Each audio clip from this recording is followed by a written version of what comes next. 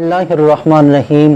صدقہ کیا ہے، صدقہ کے فضائل و مسائل آپ کے سامنے رکھنے ہیں۔ ہر وہ نیکی جو اللہ تعالیٰ کی رضا کے لیے کسی کے ساتھ کی جاتی ہے اسے صدقہ کہا جاتا ہے۔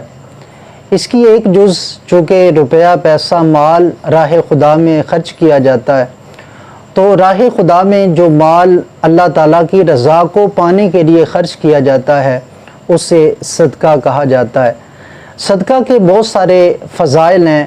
حدیث پاک میں جس طرح سے آتا ہے کہ ایک بندہ جو دائیں ہاتھ سے خرچ کرتا ہے، بائیں کو خبر نہیں ہونے دیتا، فرمایا اللہ تعالیٰ اسے کل قیامت کے دن اپنے عرش کا سایہ عطا فرمائے گا۔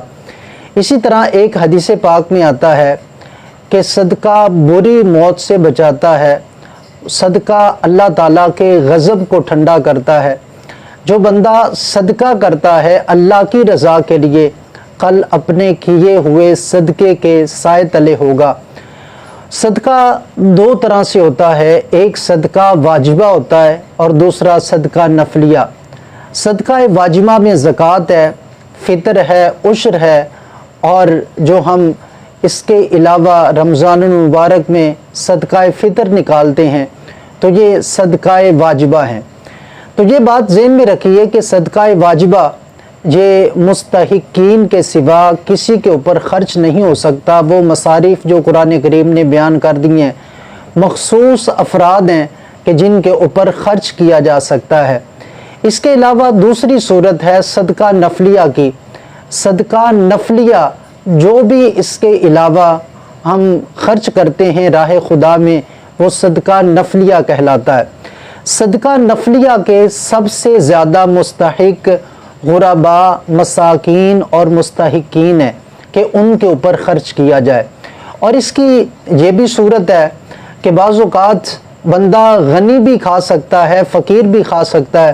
جس طرح قربانی کا گوشت ہے اسے جس طرح ایک امیر کھا سکتا ہے، غریب بھی کھا سکتا ہے۔ تو بہتر یہ ہے کہ جو عام روٹین میں صدقہ نفلیہ نکالا جائے اس کا بہترین حق وہ غرباء ہے کہ ان کے اوپر خرچ کیا جائے اور اللہ کی جناب سے اس کی بارگاہ سے زیادہ اجر و ثواب پایا جائے۔ اور یہ بھی مسئلہ کہ غرباء جن کے پاس پیسہ نہیں ہے مال خرچ کرنے کے لیے، کیا وہ صدقہ نہیں کر سکتے یا یہ ثواب نہیں لے سکتے؟ اس واسطے میں نے جو تعریف کی تھی کہ ہر وہ نیکی جو راہ خدا میں اللہ کی رضا کے لیے کی جاتی ہے تو اسے صدقہ کہا جاتا ہے۔ جس طرح حدیث پاک بخاری مسلم امام مسند امام اعظم میں ہے، حضرت جابر رضی اللہ تعالی عنہ نے روایت کیا، کل معروف فعلتہ الی غنی و فقیر صدقہ۔ فرمایا ہر وہ نیکی جو تو کسی امیر کے ساتھ کرتا ہے یا غریب کے ساتھ کرتا ہے، فرمایا وہ صدقہ ہے۔ تو اس حدیث پاک کے مطابق کوئی غریب بھی اس سے محروم نہیں رہ سکتا۔ غریب کے پاس اگر پیسہ نہیں ہے تو حدیث پاک کے مطابق کسی کو مسکرا کے مل لینا یہ بھی صدقہ ہے، کسی کو نیکی کی بات بتلا دینا یہ بھی صدقہ ہے، کسی کو راستہ بتلا دینا، اچھے راستے کی رہنمائی کر دینا یہ بھی صدقہ ہے، اور کسی ضرورت مند کے کام آ جانا یہ بھی صدقہ ہے، تکلیف دہ رستے سے چیز ہٹا دینا یہ بھی صدقہ ہے۔ الغرض اس کی جتنی بھی بلائی اور نیکی کی صورتیں ہیں وہ ساری کی ساری صدقہ ہے۔ یہاں تک کہ اپنے بیوی بچوں کے اوپر خرچ کرنا یہ بھی صدقہ ہے، اپنے دوست احباب کے اوپر خرچ کرنا یہ بھی صدقہ ہے، اپنے رشتہ داروں کے اوپر خرچ کرنا یہ بھی صدقہ ہے۔ تو اللہ تعالیٰ اس کا بھی بندے کو ثواب عطا فرماتا ہے۔